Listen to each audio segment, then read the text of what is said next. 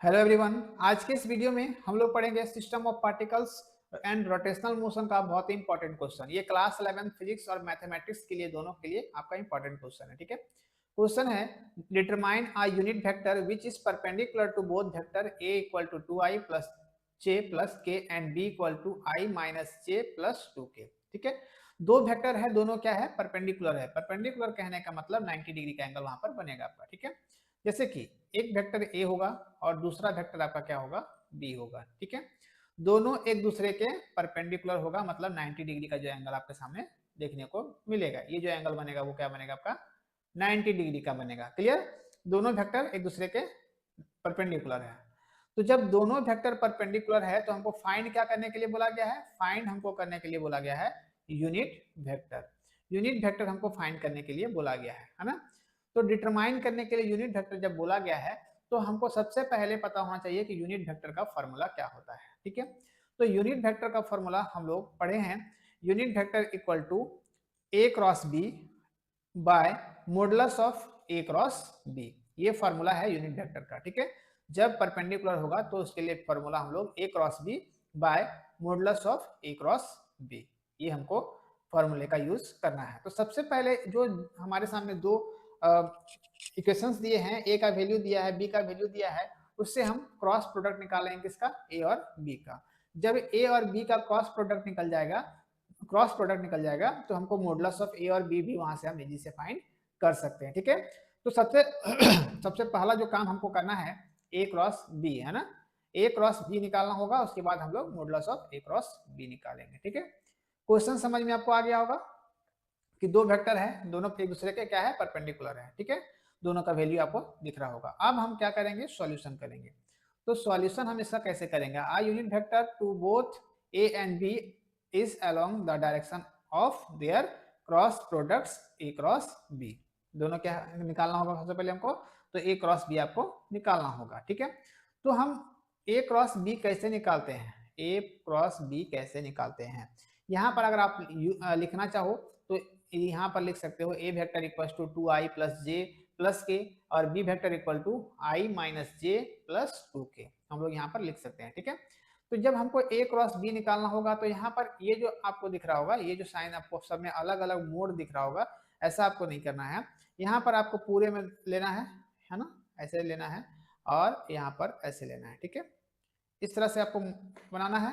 और यहाँ पर आपको क्या लिखना होगा, तो यहाँ पर आप लोग लिखोगे आई, फिर यहाँ पे जे और यहाँ पर के लिखोगे। क्लियर, यहाँ से के लिखने के बाद हम लोग क्या करेंगे कि जो यहाँ पर वैल्यू है ये 2 1 1 क्या का है, आई जे के, किसके लिए, यहाँ से आपका एक ए के लिए है ना, ये क्या है 2 1 और के। जैसे कि यहाँ पर आई का कंपोनेंट क्या है, आई का कंपोनेंट है 2, वैसे जे का कंपोनेंट क्या है, जे के आगे कुछ नहीं तो क्या है 1 है, ए का कंपोनेंट 1 है, तो 2 1 1 ये किसका है, ए का।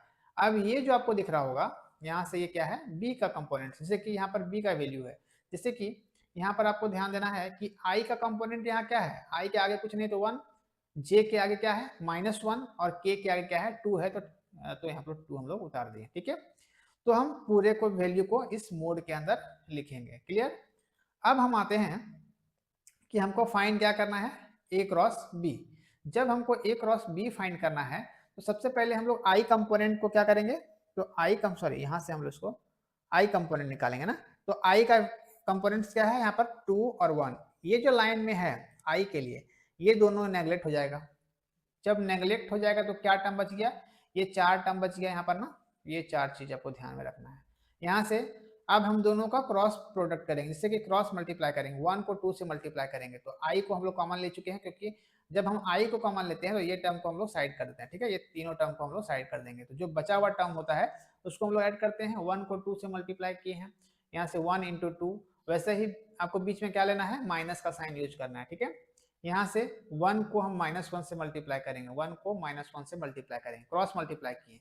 जैसे ही जब आई को हम लोग यूज किए हैं तब आपका क्या किए कि आई वाला टर्म को पूरा नेगलेक्ट कर दिए। लेकिन जब हम जे टर्म को यूज करते हैं, हम यहाँ पर है ना, जब हम जे टर्म में यूज करते हैं तो जे के लिए कौन कौन सा वैल्यू आपका नेगलेक्ट होगा, 1 और -1 नेगलेक्ट होगा, तो यहाँ से 2 क्रॉस 2 बचेगा, यहाँ से 2 क्रॉस 2 और यहाँ से 1 क्रॉस 1, यहाँ बीच में आपको माइनस का साइन यूज करना है ना, तो 1 क्रॉस 1। देखिए यहाँ पर भी आपको एक दिख रहा होगा माइनस, तो ये माइनस क्या होता है, जब देखिए आई के लिए हम लोग लेते हैं तो आई के लिए हम लोग का प्लस यूज करते हैं, आई के लिए क्या है प्लस, प्लस फिर यहाँ पे माइनस और यहाँ पे प्लस हम यूज करते हैं, ठीक है। जे के लिए हमको हमेशा याद रखना है कि यहाँ पर माइनस का यूज करेंगे, ठीक है। चलिए अब हम के लिए लेते हैं, तो के के लिए क्या होगा, के वाला जो टर्म है वो पूरा नेगलेक्ट हो जाएगा, यहाँ से 1 और 2 नेगलेक्ट होगा, तो बचा हुआ टर्म बाकी मेरा क्या है, बचा हुआ जो टर्म है मेरा वो है 2 मल्टीप्लाई -1। 2 को जब हम मल्टीप्लाई करेंगे तो -1 से मल्टीप्लाई करेंगे, और 1 को हम 1 से मल्टीप्लाई करेंगे, 1 को 1 से हम मल्टीप्लाई करेंगे, ठीक है। अब हम क्या निकाल रहे हैं, अगला स्टेप हम लोग ध्यान देते हैं।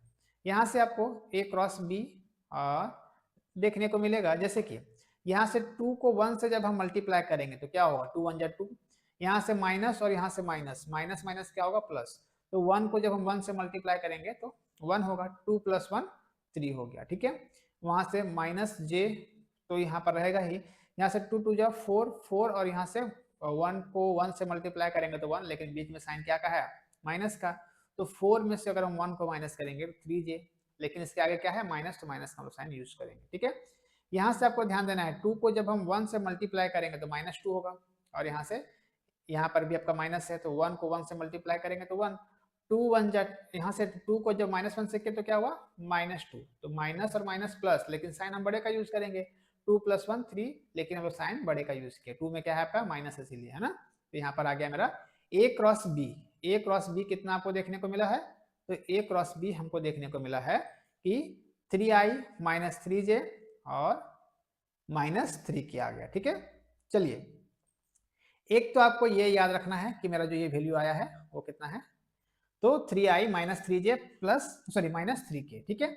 अब हमको क्या निकालना है, पहला चीज तो मेरा फाइंड हो गया a cross b, clear, a cross b हमारा फाइंड हो चुका है। अब सेकेंड जो टर्म है हम लोग निकालेंगे magnitude of a cross b, modulus of. तो देखिए यहाँ पर हम लोग क्या करते हैं कि हम लोग यहाँ से a क्रॉस b जब मॉडुलस लेते हैं तो यहाँ से हम लोग क्या करते हैं, स्क्वायर रूट लगेगा ये, है ना। जैसे कि यहाँ पर आपको ध्यान देना है i का कंपोनेंट क्या है, यहाँ से 3 है तो 3 का स्क्वायर, वैसे यहाँ पर हम लोग क्या करेंगे, यहाँ से j का कंपोनेंट क्या है -3, तो -3 का स्क्वायर करेंगे, और यहाँ पर 3k है तो -3k, तो यहाँ से -3k का होल स्क्वायर करेंगे, ठीक है। तो 3 का स्क्वायर, जब हम 3 का स्क्वायर यहाँ से करेंगे तो क्या होगा 9, यहाँ भी 9 और यहाँ पर भी 9, है ना, तीनों में 9 9 होगा ना, तो 9 9 का स्क्वायर जब हम करेंगे तो क्या होगा मेरा 27, ये स्क्वायर रूट यहीं तक होगा ना, यहाँ से 27 होगा, तीनों को हम जोड़ेंगे तो 9 + 9 + 9 27, और 27 का जो रूट निकलेगा 3√3 निकलेगा, क्लियर।